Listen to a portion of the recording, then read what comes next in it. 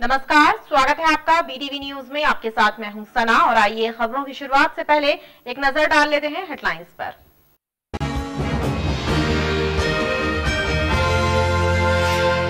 ज्ञान Ganga is truly an international school. ज्ञान Ganga international school, bypass चौराहा नियर धनवंतरी नगर, जबलपुर। संभागीय उपायुक्त आदिवासी विकास विभाग का लिपिक 5000 की रिश्वत लेते हुए पकड़ा। लोकायुक्त जबलपुर की टीम ने की कार्यवाही। कटंगी में भीषण सड़क हादसा, कार बाइक की टक्कर में बाइक सवार 2 लोगों की हुई दर्दनाक मौत। हादसे के बाद बाइक के पेट्रोल टैंक में आग लगने से हुआ धमाका। डॉक्टर जाकिर हुसैन वार्ड की आधी आबादी जमीन को शहरी सीलिंग में शामिल करने से नाराज क्षेत्रीय जनों ने कलेक्ट्रेट कार्यालय में आयोजित जनसुनवाई में कलेक्टर के नाम एक शिकायत दी है। खसरा नंबर 284/1 को सीलिंग मुक्त करने की मांग की गई है। कलेक्ट्रेट कार्यालय में आयोजित साप्ताहिक जनसुनवाई में पहुंचे डॉक्टर जाकिर हुसैन वार्ड के स्थानीय लोगों ने मांग पत्र सौंपते हुए बताया कि खसरा नंबर 284/1 को शहरी सीलिंग से मुक्त किए जाने की मांग की है। उन्होंने बताया है कि वो सीलिंग की जमीन होने से स्थानीय लोगों को परेशानी हो रही है। डॉक्टर जाकिर हुसैन वार्ड की आधी आबादी को शहरी सीलिंग में घोषित कर दिया गया है। वो पूरे खसरे को जो है उन्होंने शहरी सीलिंग में घोषित कर दिया गया है, जिसके कारण फौती नामांतरण खसरा में लोगों को भारी परेशानी हो रही है। शासन का राजस्व भी रुक रहा है और आम जनता परेशान है, दर बदर भटक रही है। तहसीलदारों के चक्कर लगा रही है और पटवारियों के, कहीं कोई सुनवाई नहीं हो रही है। इसलिए आज हम लोग जनसुनवाई में जिलाध्यक्ष महोदय के संज्ञान में मामला लेके आए थे। यदि इसको शिविर लगा के इस मसले को हल किया जाए तो गरीब आदमी का काम भी हो जाएगा और सरकार को राजस्व भी आ जाएगी। वहीं सिद्ध बाबा से आई एक वृद्ध महिला ताराबाई ने अपने बेटे, बहू और नाती के खिलाफ कलेक्ट्रेट में शिकायत देते हुए बताया कि उन्हें घर से बेदखल कर दिया गया है, जबकि तहसीलदार के द्वारा उन्हें घर का कब्जा दिलाने का भी आदेश हुआ था। 2 फरवरी 2001 को 21 को मारा गया था। इनको रोड में बहुत मारे थे। फिर ये थाने गई, थाने में 2-3 बार मुलहजा हुआ। 155 की कार्रवाई भई। एसडीएम का केस चलते चलते इनके पक्ष में गया कि पूरा मकान खाली करी जाए और तबेरा गाड़ी दिया जाए और ताला तोड़ के जो सामान निकाले वो दिया जाए। आज तक पालन नहीं हुआ। 13/7 को आदेश हुआ था। नाती रखा है गाड़ी और मकान में कब्जा करें लड़का बहू और सोना चांदी भी उठा के ले गए ताला तोड़ के। ताला पुलिस खुलवाई, फिर 2 महीना ताला लगाए रहे इनके घर पे। क्या चाहते इनको निराकरण करा जाए, इनको अपना घर में रहे बढ़िया, लड़का बहू को बिल्कुल अलग करा जाए, क्योंकि इतना बहुत मार चुके कई सालों से। जनसुनवाई में शहरी और ग्रामीण क्षेत्रों से बड़ी संख्या में आवेदक पहुंचे और उन्होंने अपनी समस्याओं का निदान करने की मांग की। एसपी कार्यालय की जनसुनवाई में चेरीताल निवासी एक महिला ने शिकायत दी है कि उनके पति की मौत के बाद लोन की रिकवरी के लिए उनके पास मैसेज आया है, जबकि उनके पति का लोन स्वीकृत ही नहीं हुआ था। उन्होंने बताया कि शांतिनगर निवासी एजेंट के जरिए लोन का आवेदन भरा था, लेकिन एजेंट ने लोन स्वीकृत नहीं होने की बात बताई थी। पीड़िता ने इस मामले में जांच कर एजेंट के विरुद्ध कार्यवाही करने की मांग की।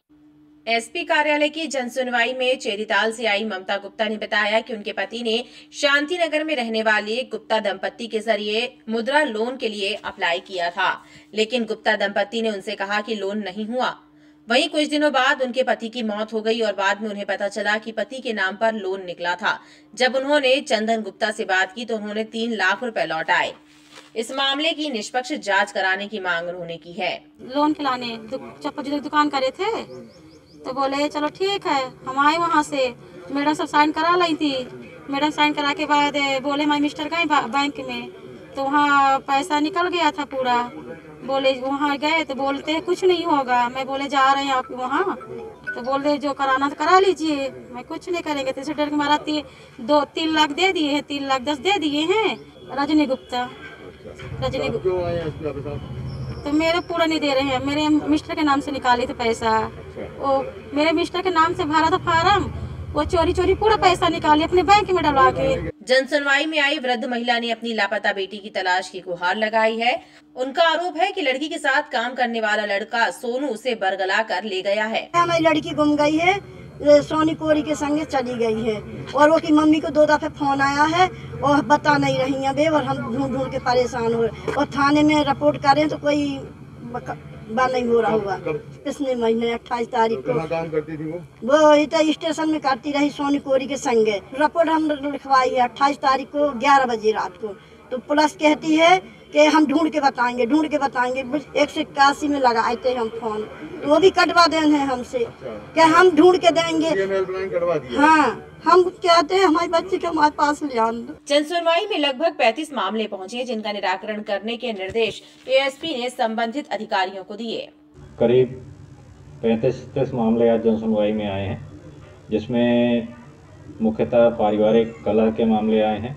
वृद्धजनों द्वारा उनके बेटे और बहू द्वारा उनको सहयोग और घर पे जो है उनको प्रॉपर देखभाल ना करने के संबंध में शिकायतें आई हैं, और कुछ शिकायतें जो हैं ज़मीन से कब्जे को लेकर भी शिकायतें हैं।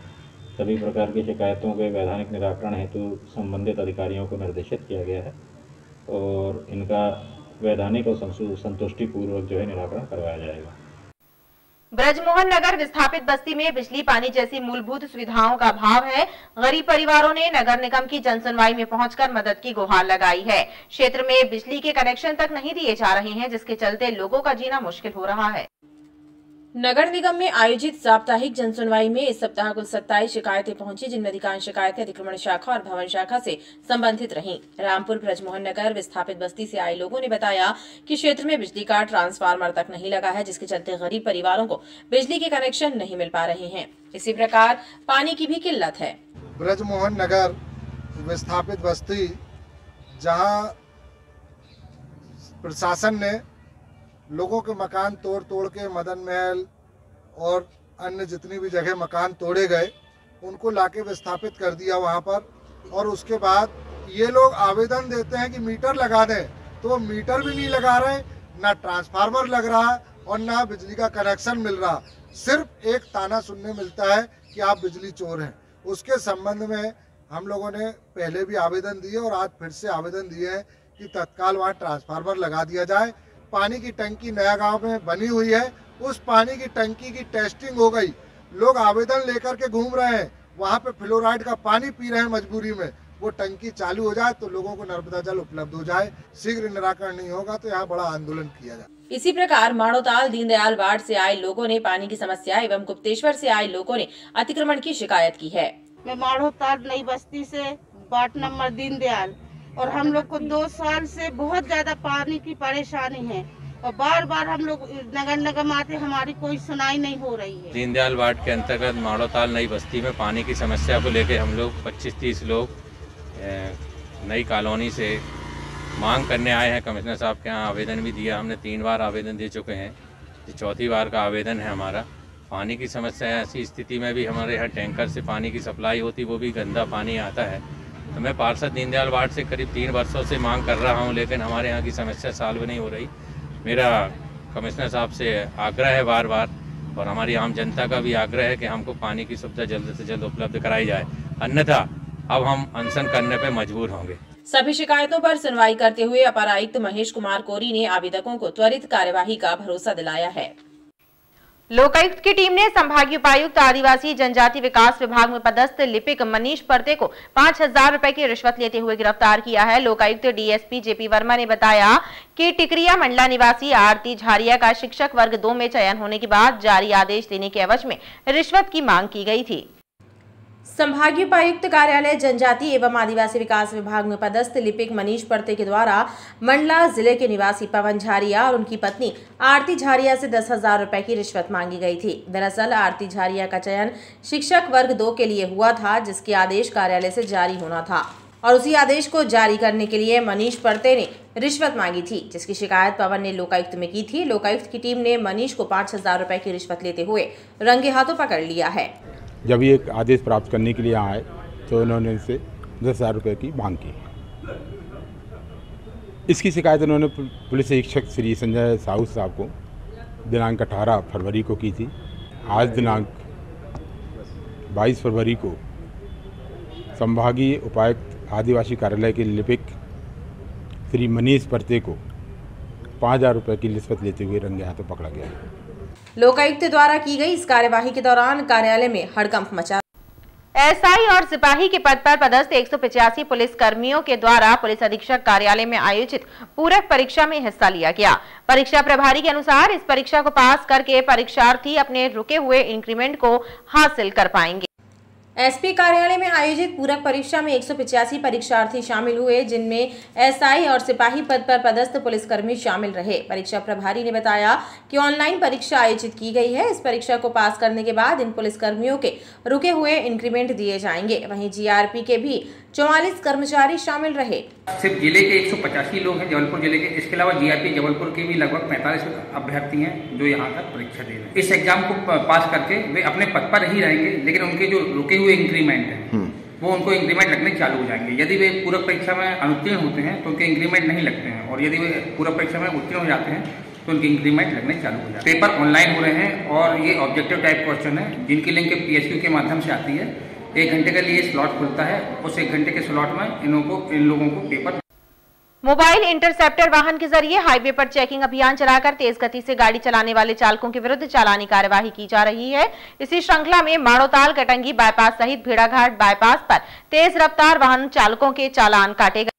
हाईवे पर तेज गति से वाहन दौड़ाने वाले चालकों को यातायात नियमों का पालन कराने के लिए यातायात विभाग द्वारा हाईवे पर इंटरसेप्टर वाहन के जरिए ओवर स्पीडिंग वाहनों की जांच कर उनके चालकों के विरुद्ध चालानी कार्यवाही की गई। ट्रैफिक पुलिसकर्मियों ने बताया कि लगातार चालानी कार्यवाही करते हुए लोगों को समझाइश भी दी जा रही है। जैसा कि आप वाहन देख रहे हैं पीछे, ये मोबाइल इंटरसेप्टर है। ये चंद महीनों पहले हमें प्रदाय की गई है। हर जिलों में एक प्रदाय की गई है ताकि जो लोग हाईवे में ओवर स्पीडिंग करते हैं उन पर चालान बनाया जा सके और उनको नियंत्रित किया जा सके। हमारे यहाँ पे जो कैमरे लगे हुए काफ़ी 2 किलोमीटर पहले से उनको डिटेक्ट कर लिया जाता है और इस हिसाब से उनको यदि वो नहीं रुकते तो उनको ऑनलाइन चालान दे दिया जाता है। अभी आज की डेट में हमने 12 चालान किए ओवर स्पीड। सौभाग्य योजना के तहत कार्य करने वाले विद्युत ठेकेदारों द्वारा अनशन मंगलवार को समाप्त कर दिया गया है। ठेकेदारों ने बताया कि उनकी मांग पूरी कर ली गई है, लिहाजा धरना अनशन समाप्त कर दिया गया है। पिछले 3 महीनों से शक्ति भवन के पास धरना प्रदर्शन और अनशन कर रहे विद्युत ठेकेदारों ने मांगे पूरी होने के बाद अनशन समाप्त कर दिया है। ठेकेदारों ने बताया कि उनकी भुगतान संबंधी मांग पूरी हो गई है। विगत 3 वर्षों से हम लोगों का भुगतान नहीं किया जा रहा था, जिसके कारण हमको मजबूरी में आकर यह आंदोलन चालू करना पड़ा। इन 88 ठेकेदारों को लगभग 150 करोड़ का भुगतान होना है, जिसमें से 50 करोड़ का भुगतान अभी इन्होंने कर दिया है। कटौती राशि प्रस्तावित की गई है, लेकिन जो कटौती राशि प्रस्तावित की गई है वो गलत तरीके से एक तरफा कटौती राशि प्रस्तावित किया था। उस पर भी इन्होंने आश्वासन दिया है कि उस चीज़ पे भी हम निर्णय लेंगे और उस राशि को भी कम करेंगे। आप लोगों का धरना समाप्त हो गया? जी, आज हमने धरना समाप्त कर दिया। भुगतान नहीं हो रहे थे तो भुगतान भी चालू हो गया है। जितने भी अविवादित विद्युत ठेकेदार थे उनका भुगतान तो 2 माह पहले ही हो गया था। इनकी मांग थी कि हमारे जो फील्ड में जो काम हुए हैं उनका वेरिफिकेशन नहीं हो रहा है जी, तो उनका भी वेरिफिकेशन करके भुगतान उनका भी चालू कर दिया गया है जी। इस प्रकार से इनकी सारी मांगें या इनके जो भी वो थी सारे मान ली गई हैं जी। अतः आज ये इनका आमरण अनशन खत्म हो रहा है, ये अच्छी बात है। धरना समाप्त होने के बाद ठेकेदारों में खुशी की लहर है। संगठित व असंगठित क्षेत्र के मजदूरों की 56 लंबित मांगों को लेकर भारतीय मजदूर संघ ने मुख्यमंत्री के नाम लिखा पत्र जिला प्रशासन को सौंपा है। साथ ही चेतावनी दी है कि मांग पूरी नहीं हुई तो 7 मार्च को भोपाल में प्रांत व्यापी आंदोलन किया जाए। पुरानी पेंशन योजना सहित 56 लंबित मांगों को लेकर एक बार फिर मजदूर लामबंद होने लगे हैं। भारतीय मजदूर संघ ने प्रदेश सरकार के खिलाफ सिविक सेंटर में विरोध प्रदर्शन करते हुए मुख्यमंत्री शिवराज सिंह चौहान के नाम लिखा पत्र जिला प्रशासन को सौंपा है। धरना प्रदर्शन पूरे प्रदेश भर के कर्मचारी वहां पर पहुंचेंगे और अपनी मांगों के लिए समर्पित होकर अपनी योगदान देंगे। सभी कर्मचारियों की बहुमूल्य समस्याओं को लेकर हमने बार बार प्रदर्शन किया, लेकिन उसका प्रतिफल हमें कुछ नहीं मिला। तब मध्य प्रदेश ने निर्णय लिया, भारतीय मजदूर संघ ने, कि आज के दिन मध्य प्रदेश के सभी जिलों में भारतीय मजदूर संघ शांतिमय तरीके से प्रदर्शन द्वारा, रैलियों द्वारा एक ज्ञापन प्रेषित करेगा, जिसमें आज जबलपुर यूनिट ने ज्ञापन प्रेषित। अनदेखा किया गया मजदूरों की समस्याओं को, तो आगामी 7 मार्च को मध्य प्रदेश भोपाल में एक जंगी प्रदर्शन होगा। भारतीय मजदूर संघ का कर्मचारी अपने जिलों से बाहर आकर एक जंगी प्रदर्शन करेगा मध्य प्रदेश में। यदि आवश्यक हुआ तो जनता जनार्दन एकत्र होकर विधानसभा का घेराव भी करेंगे। भारतीय मजदूर संघ के मांग पत्र में डिफेंस, रेलवे, बिजली विभाग, दैनिक वेतन भोगियों एवं स्वास्थ्य विभाग के मजदूरों की समस्याएं शामिल रहीं। जिले में रेत के अवैध उत्खनन और परिवहन के मामले लगातार उजागर हो रहे हैं। पुलिस द्वारा रेत के अवैध उत्खनन करने वालों के विरुद्ध कार्यवाही भी की जा रही है। इसी कड़ी में पुलिस ने बरगी थाना क्षेत्र के अंतर्गत सगड़ा झमनी नंदिया घाट में हिटैची मशीन से रेत का उत्खनन कर डंपर से रेत लोड कर रहे रेत माफियाओं के विरुद्ध कार्यवाही की। पुलिस ने मौके पर एक हिटैची मशीन और रेत से भरा डंपर जब्त किया है। पुलिस ने मौके से डंपर चालक लक्ष्मण झारिया और हिटैची मालिक राजीव मरावी को गिरफ्तार किया है। पूछताछ में डंपर चालक ने बताया कि ग्राम सौहट बरगी निवासी ब्रजेश पटेल के कहने पर उनके द्वारा रेत का उत्खनन किया जा रहा था। पुलिस ने ब्रजेश पटेल के विरुद्ध भी प्रकरण दर्ज कर मामले को विवेचना में लिया है। कटंगी थाना क्षेत्र अंतर्गत कटंगी मोहला मोड़ पर बीती रात बाइक और कार में भिड़ंत हो गई। इस भीषण सड़क हादसे के दौरान बाइक का पेट्रोल टैंक फट गया और बाइक में आग लग गई। इस हादसे में बाइक सवार 3 युवकों में से 2 युवकों की मौके पर ही मौत हो गई। वहीं तीसरा युवक गंभीर रूप से घायल हुआ है। मौके पर पहुंची कटंगी पुलिस ने घायल को इलाज के लिए अस्पताल भिजवाया। कटंगी थाना क्षेत्र के अंतर्गत कटंगी मटला मोड़ पर बीती रात भीषण सड़क हादसा हुआ। बाइक और कार में हुई जोरदार भिड़ंत के बाद धर्मसेन और साहिल ठाकुर की मौके पर ही मौत हो गई। वहीं बाइक सवार उनका तीसरा साथी रंजीत ठाकुर घायल हो गया, जिसे इलाज के लिए मेडिकल में भर्ती कराया गया है। बताया जा रहा है कि टक्कर के बाद बाइक सवार युवक उछलकर दूर जाकर गिरे। इस दौरान बाइक के पेट्रोल टैंक में आग लग गई और पेट्रोल टैंक में धमाका भी हुआ। घटना की जानकारी लगते ही कटंगी पुलिस मौके पर पहुंच गई थी। पुलिस ने मृतकों के शव पोस्टमार्टम के लिए भेजे हैं और घायल को अस्पताल पहुँचाया। पुलिस सड़क हादसे की जाँच कर रही है। कल रात को करीब 9:30 बजे कटंगी थाना अंतर्गत जो मोहला मोड़ है उसके पास एक मोटरसाइकिल जिसमें 3 लोग सवार थे और एक दमोह की तरफ से जबलपुर आ रही कार से एक्सीडेंट हुआ है, जिस पर मौके पे ही 2 लोग की मृत्यु हो गई है और जिनका मृतकों का नाम धर्मचंद सेन और साहिल ठाकुर हैं और एक रंजीत ठाकुर जो है गंभीर रूप से घायल थे, जिनको उपचार हेतु मेडिकल रेफ़र किया गया है। अभी जांच पे है। अभी जो कार चालक हैं वो तो जबलपुर की तरफ आ रहे थे, ये पता चला है, और ये लोग जो मोटरसाइकिल थे ये ग्राम बोरिया से कटंगी की तरफ जाना प्राथमिक रूप से पता चला है। बाकी भी डिटेल्स जैसे भी आती हैं आप लोगों को बताइए। बताया जाता है कि बाइक सवार तीनों युवक ग्राम भुर्रा से कटंगी की ओर जा रहे थे, वहीं कार जबलपुर की ओर से आ रही थी। हादसे के बाद कार चालक कार को मौके पर ही छोड़कर फरार हो गया, जिसके संबंध में भी पतासाजी की जा रही है। और खबरों का सिलसिला लगातार जारी रहेगा। आप देखते रहिए BTV न्यूज़।